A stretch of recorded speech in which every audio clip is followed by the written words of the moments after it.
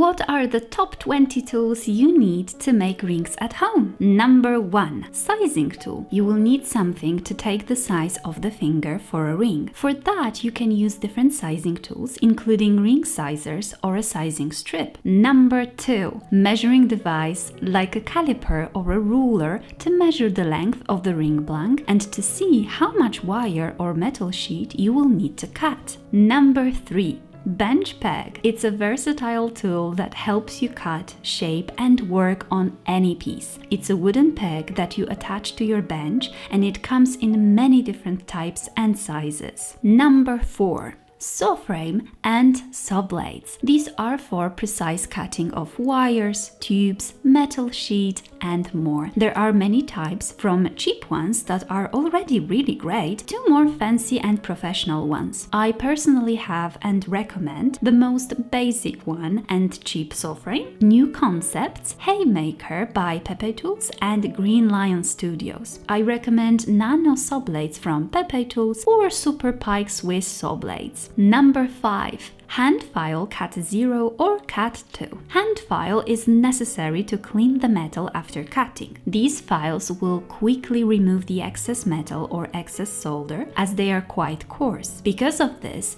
they can leave deep marks in the metal, so make sure you don't use them on a surface that you won't be able to properly sand and polish later on. Number 6. Sanding sticks. These are wooden sticks with sanding, wet and dry paper around them. They come in different grades and are excellent for cleaning, sanding and pre-polishing. They also come in various shapes, including round and half round, which makes them very useful for rings. Number 7. Half round pliers or ring bending pliers or a ring bending tool. Depending on your budget, you can get pliers for bending the wire or a special ring bending tool. All options are great and will work just fine when it comes to simple ring shanks. With the pliers, you will need to work on the shank a bit more. The ring bending tool bends the metal much faster. Either option is great and will get the job done. Number 8. Soldering block. You will need a safe surface to solder on.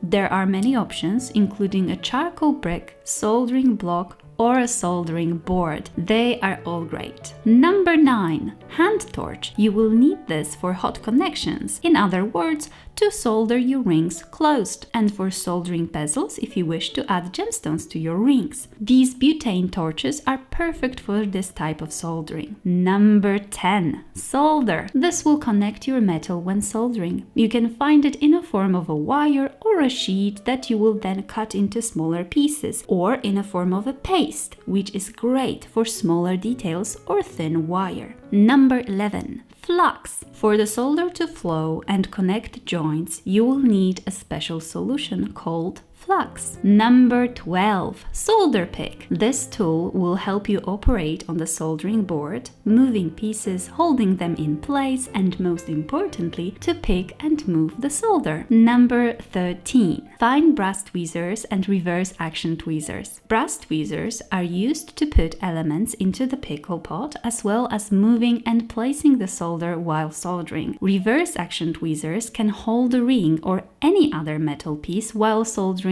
and can act as a third hand. Number 14. Pickle pot and pickling solution. You will need these to clean your metal each time after soldering. As a pickle pot, you can use various containers, from a slow cooker to a second-hand baby bottle warmer. You need to use a separate plastic container in a baby bottle warmer. Pickling solution can be as simple as vinegar mixed with salt, or it can be something stronger, like a safety pickle, or a professional pickling solution, which is more toxic and has to be handled with care. Number 15. Ring mandrel with sizes. You will need a ring mandrel to shape your rings. Sizes will help you make sure that your ring is the right size, and you can double check it at any point while working on your ring. Number 16. Mallet. This tool will help you shape the ring on the mandrel without damaging the metal or leaving any marks on it. You can choose between different types of mallets, including rawhide mallet,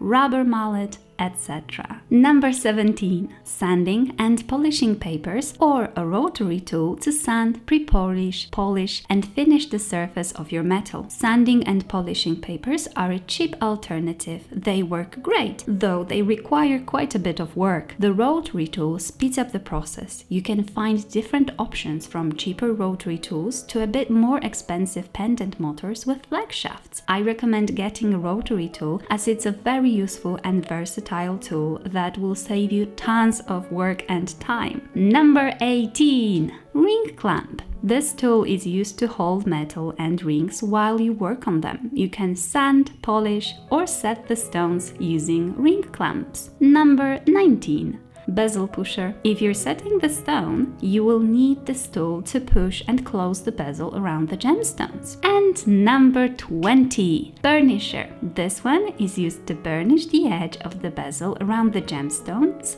after the stone is set. It polishes the bezel and makes it even. And that's it. Check the links in the description box below to find more resources, links and lists. Have fun crafting!